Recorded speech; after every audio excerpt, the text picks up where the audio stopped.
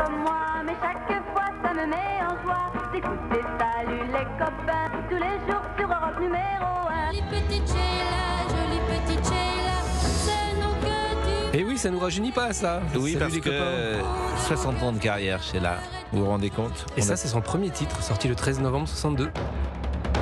Donc même 61 ans alors. Oui. Je pensais que c'était l'école est finie. Petite Sheila, jolie petite Ça, Sheila. jolie petite Sheila, c'est avant l'école est finie? Oui. C'était 63, l'école est finie, non? Vous Oui, n'étiez pas c'était né, vous, souvent. Fabrice, en 63? Non, pas encore. Nous sommes d'accord, personne n'était né Personne d'entre nous dans n'était ce, né. dans ce Vous, peut-être. studio. Moi, je suis de 64, Ah, pardon. donc Excusez-moi. En préparation. c'est agréable. Je vais vous rappeler Virginie, hein, franchement. Bon, et alors Sheila était très présente sur Europe 1, d'abord historiquement, et puis ces derniers jours, hein, puisqu'elle était présente hier chez Sophie Davant, que vous pouvez écouter tous les jours entre 16h et 18h. Elle était présente chez Thomas Hill, donc on va l'écouter. Qu'est-ce qu'elle a dit, Sheila, et notamment sur cette nouvelle génération qui écoute ses chansons. J'ai eu la chance de rencontrer Nile Rodgers et je pense que ça a changé ma vie, c'est évident. Et me dire qu'aujourd'hui, plus de 40 ans après, on est encore avec les jeunes d'aujourd'hui, avec les remixes, etc., à tout le monde, toute génération confondue, danse et chante sur ce... Bah c'est une chanson, c'est un truc interplanétaire, quoi, je veux dire. C'est plus qu'un tube, hein, c'est un hymne, non? Ouais, puis c'est devenu quelque chose. Comme dit Nile, en réalité, cette chanson-là nous a échappé à l'un comme à l'autre, c'est-à-dire que ça va nous survivre. Elle était également chez Julia Vignali, c'est ça, bien il sûr. était. Mais Spacer, c'était une révolution parce qu'elle quittait des chansons, un style de chanson qui était davantage variété française pour quelque chose de disco, de plus, comment dire ça, peut-être plus mode ou plus chic, je ne sais pas comment le traduire. Quoiqu'avant, elle était également très, très à la mode, hein, notamment au début des années 70, avec des tubes avec Ringo, quand elle chante les gondoles à Venise, quand elle chante les Rois Mages, c'est des énormes succès, vraiment des énormes succès. Oui, ça date d'octobre 79 et ça avait été produit par le duo de Chic, Nile Rodgers notamment.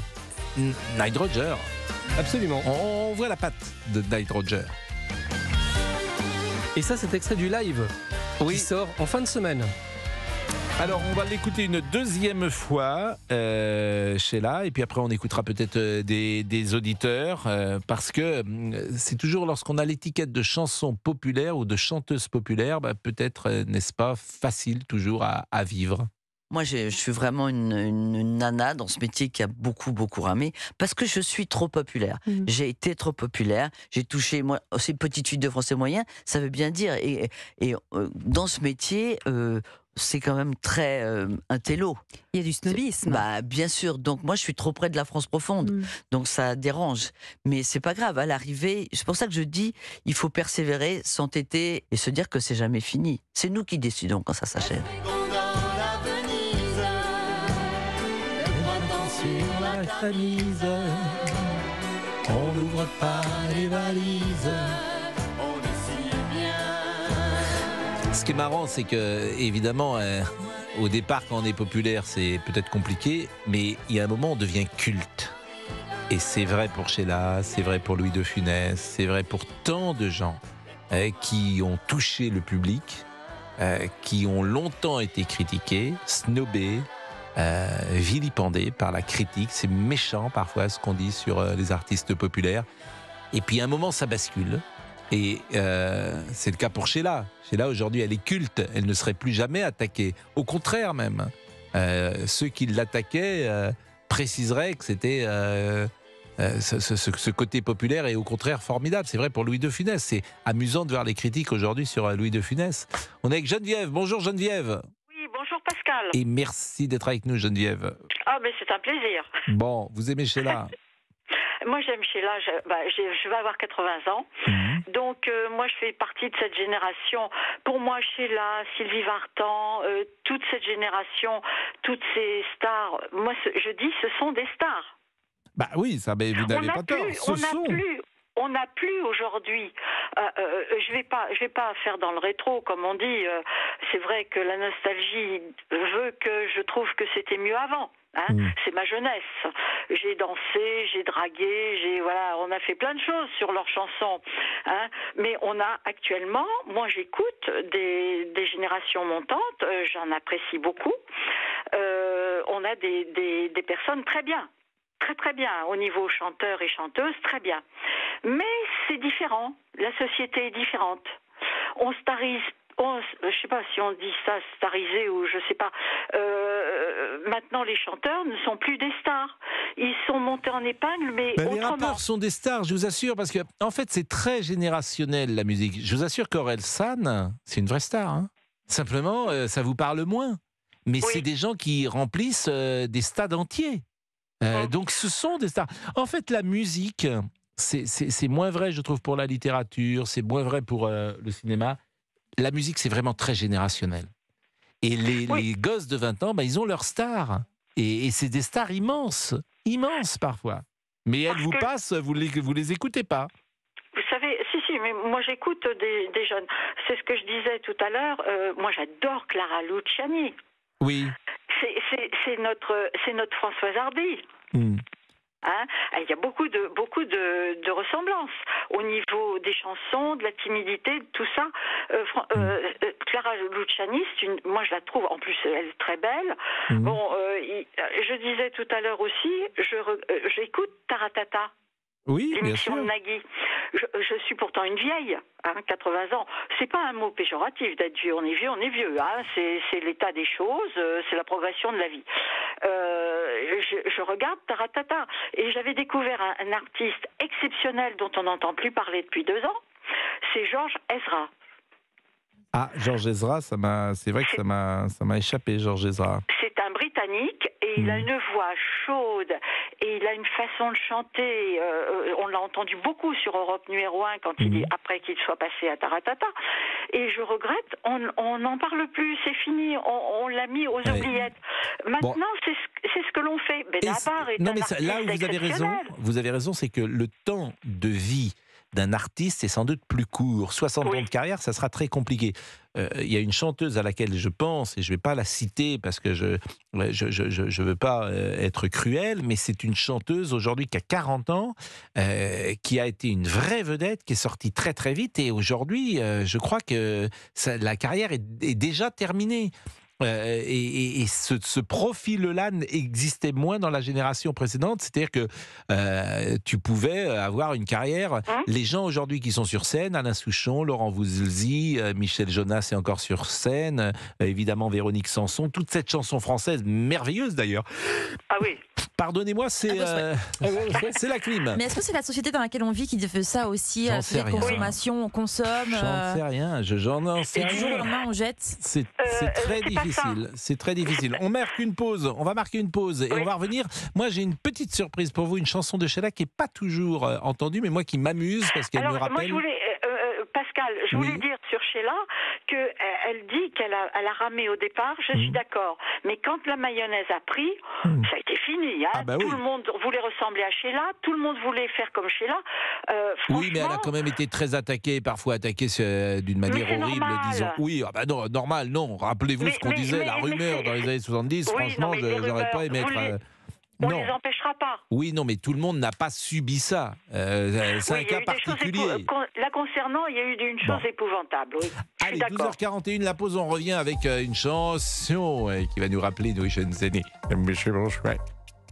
Le Top Jeu Europe 1.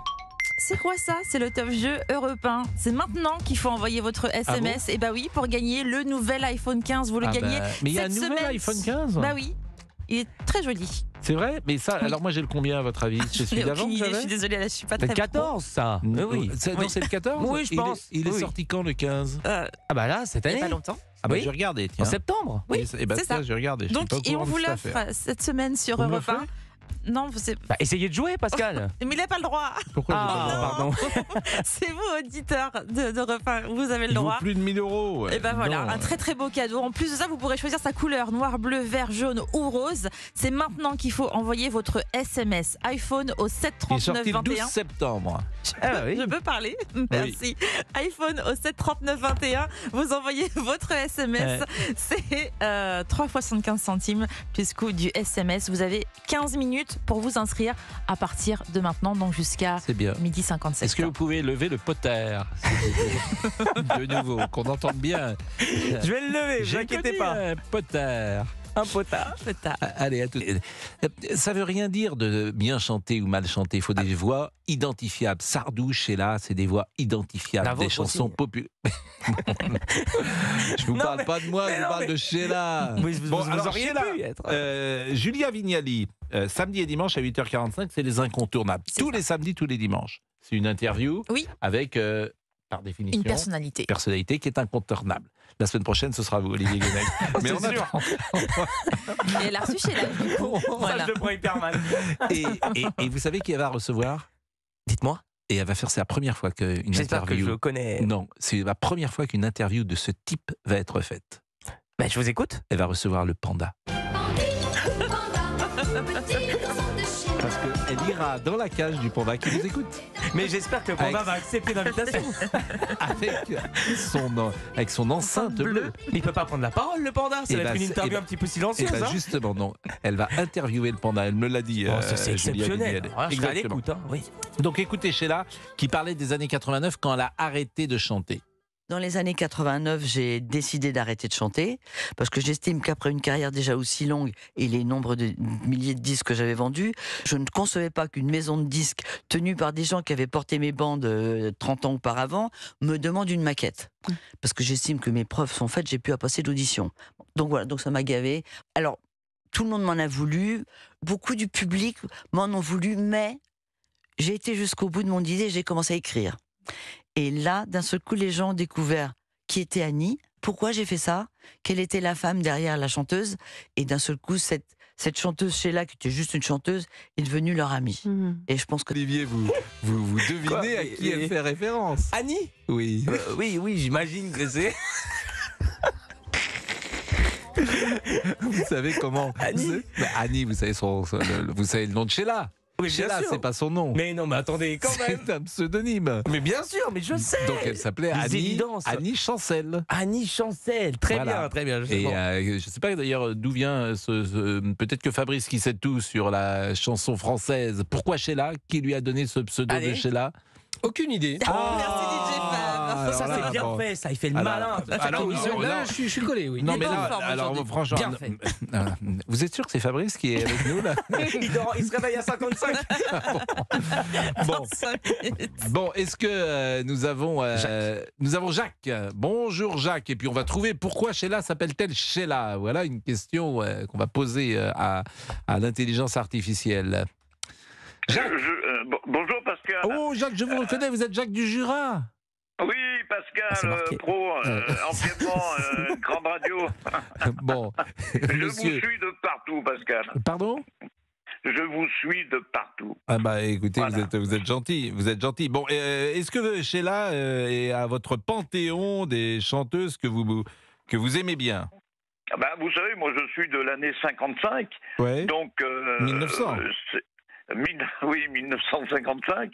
Et toute cette génération, moi j'avais 25-26 ans.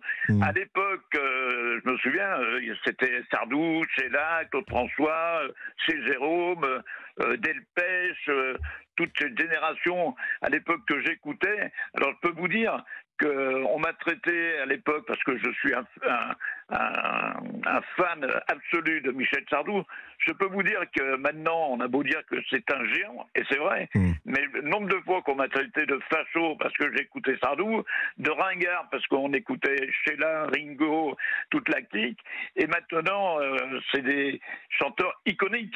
Oui, Et alors moi, Ringo, j'ai il a quand toujours- même un peu disparu des Oui, écrans, Ringo, disons-le. ouais, enfin bon. Mais il a été c'est connu vrai grâce que. à Sheila, surtout. Mais c'est vrai que, puisque vous parlez de Sardou, d'ailleurs, notre ami Olivier Guénec avait imaginé de faire comme ça un petit blot, si j'ose dire, un petit chapitre. Sur Michel Sardou et Sheila, puisque Michel Sardou, il est en ce moment, il revient à la scène et il est en tournée. Oui, ben, Bon. d'ailleurs, Pascal, Oui. j'ai retenu ma place depuis un an. Je vais le voir au mois de janvier à Dijon pour sa dernière tournée. Et Sardou, moi, je l'ai vu 10-15 fois en concert. C'est pas vrai. Comment? Je dis, je savais pas que vous l'aviez vu 10-15 fois. Vous vous souvenez la première fois? 10-15 fois en concert. Je l'ai vu à l'Olympia avec ma mère, que j'ai emmené pour la première fois à Paris il y a quelques années, et qui était devant son idole. Et ça a toujours été des concerts fabuleux. C'est un mec super. Et vous voyez, je vieillis un petit peu comme lui. Lors de sa dernière interview, je suis comme lui. La vie actuelle m'emmerde. Je la subis, je la vis, je l'accepte. Malgré tout, il y a quand même des chanteurs et des chanteuses que j'aime bien aujourd'hui. Vous voyez, je disais tout à l'heure à votre collaborateur, j'adore aussi. Et j'adore Clara Luciani. Mais Clara Luciani, mais parce que c'est la tradition de la chanson française. On marque une pause et on revient pour les 10 dernières minutes. Quand j'étais petit garçon, je repassais mes leçons. Et bien des années plus tard, je chassais mes idées noires. Bon là c'est Sheila évidemment aujourd'hui dont on parle forcément et on fait un petit clin d'œil à Michel Sardou et elle est jolie hein, cette chanson L'Arche de Noé. Vous n'aimez pas L'Arche de Noé? Monsieur Fabrice. Ah si, c'est joli, ça date de ma jeunesse, ça me rappelle ma jeunesse justement, 1977. Il est en pleine sieste là. Il est fatigué là. Il est fatigué Fabrice. Réveillez-vous Fabrice. Fabrice. Oui, vous êtes avec nous? Oui, qui êtes-vous monsieur? Qui êtes-vous? Je vous mets dans ma chambre. C'est ça. À plus tard. 11h-13h, c'est Pascal Pro sur Europe 1. Europe 1. Pascal Pro et vous. Eh oui. Ça, c'était notre jeunesse, ami. Bon, merci Monsieur Olivier Guénec. On a essayé de donner un peu de légèreté à cette fin d'émission. Vous êtes moqué de mes chaussettes. Mais je comprends pas comment on peut avoir des chaussettes aussi épaisses et des cols roulés sur les pieds. Des cols roulés sur les pieds. Ce type est fou. Non mais c'est quoi vos chaussettes? Mais c'est des chaussettes de laine. Non, mais elles sont exceptionnelles. Je vais les prendre en photo. On va les revendre sur Internet. Mais il n'y a absolument aucun souci.